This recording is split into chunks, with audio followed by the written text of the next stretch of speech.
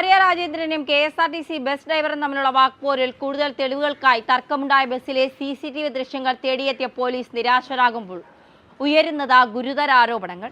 ബസ്സിലെ CCTV ദൃശ്യങ്ങൾ പരിശോധിക്കുന്നതിന്റെ ഭാഗമായി DVR കസ്റ്റഡിയിലെടുത്തു. എന്നാൽ ഇതിനുള്ളിൽ മെമ്മറി കാർഡ് ഇല്ല എന്ന വിശദ പരിശോധനയിൽ കണ്ടെത്തി. ഇതോടെ കേസിലെ നിർണായക തെളിവുകൾ അപ്രത്യക്ഷമായി എന്ന് വ്യക്തമായി. ദൃശ്യങ്ങളടങ്ങിയ മെമ്മറി കാർഡ് പരിശോധനയിൽ കണ്ടെത്താനായില്ല എന്ന് പോലീസ് അറിയിച്ചിട്ടുണ്ട്. മെമ്മറി കാർഡ് കാണേണ്ടതാണ് എന്നും കാർഡ് ആരെങ്കിലും മാറ്റിയതാണോ എന്നും അന്വേഷിക്കുമെന്ന് SHO ജയകൃഷ്ണൻ പറയുന്നു. അതേസമയം മെമ്മറി കാർഡിനെ കുറിച്ച് അറിയില്ല എന്ന് ഡ്രൈവർ യദുവും പറയുന്നുണ്ട്.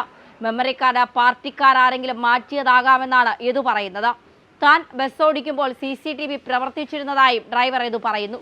ബസ് ഓടിക്കുമ്പോൾ റെക്കോർഡിംഗ് എന്ന് കാണിച്ചിരുന്നുവെന്ന് യദു പറയുന്നു. അതിനിടെ മെമ്മറി കാർഡ് ഇല്ലാത്തതിനാൽ അന്വേഷണത്തിന് ഗതാഗത മന്ത്രി KB ഗണേഷ് കുമാർ നിർദ്ദേശിച്ചു. KSRTC MD ഇത് പരിശോധിക്കും. സീബ്ര ലൈനിന് കുറുകെ ബസ്സിട്ട് ഡ്രൈവറെ ചോദ്യം ചെയ്തതിനുള്ള തെളിവ് പുറത്തു വന്നു കഴിഞ്ഞു. എന്നാൽ മറ്റൊന്നിനും തെളിവില്ല.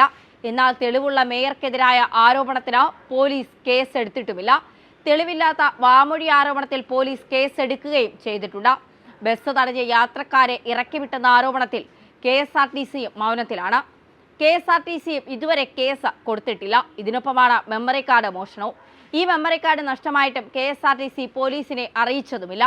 ഇതിൽ ഗതാഗത മന്ത്രി പ്രതിഷേധത്തിലാണ്.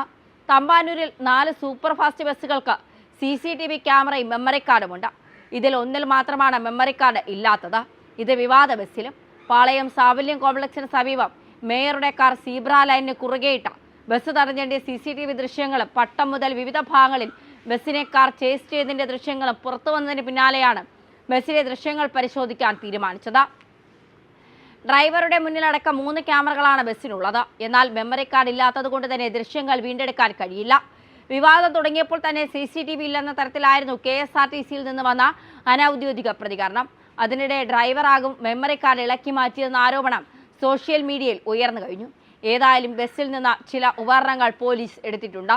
ഇത് ഫോറൻസിക് പരിശോധനയ്ക്ക് വിധേയമാക്കും. ഇതിൽ നിന്ന് മെമ്മറി കാർഡ് ഊരിയെടുത്ത സമയം കണ്ടെത്താനുമാകും. എങ്കിലും മെമ്മറി കാർഡ് പോയത് ഈ കേസിനെ ബാധിക്കും. KSRTCയും CCTVയിൽ വിശദീകരണം നൽകുന്നുമില്ല. CCTV മെമ്മറി കാർഡ് കളവ് പോയതാണെങ്കിൽ KSRTCക്ക് പോലീസിൽ പരാതി നൽകാമായിരുന്നു. അതും ഇതുവരെ ഉണ്ടായിട്ടില്ല. ഏതായാലും CCTV ഉള്ള ബസ്സിലെ മെമ്മറി കാർഡിൽ KSRTC കൂടുതൽ ഗൗരവം കാണിക്കണമായിരുന്നു. പാളയത്ത് നിന്ന് തന്നെ പോലീസ് ഡ്രൈവറെ കസ്റ്റഡിയിലെടുത്തിരുന്നു. അതിനുശേഷം മറ്റാരോ ആണ് ബസ് സ്റ്റാൻഡിലെത്തിച്ചത്. ഏതായാലും പാളയത്ത് വെച്ച് ആ മെമ്മറി കാർഡ് ആരെങ്കിലും ഊരിമാറ്റാൻ സാധ്യതയില്ല. സംഭവങ്ങൾ ബസ്സിലെ ഒരാൾ മൊബൈലിൽ പകർത്തിയിരുന്നു. ഇയാളോട് ദൃശ്യങ്ങൾ ഡിലീറ്റ് ചെയ്യാൻ മേയർ ആവശ്യപ്പെടുന്ന വീഡിയോ പുറത്തു വന്നിരുന്നു.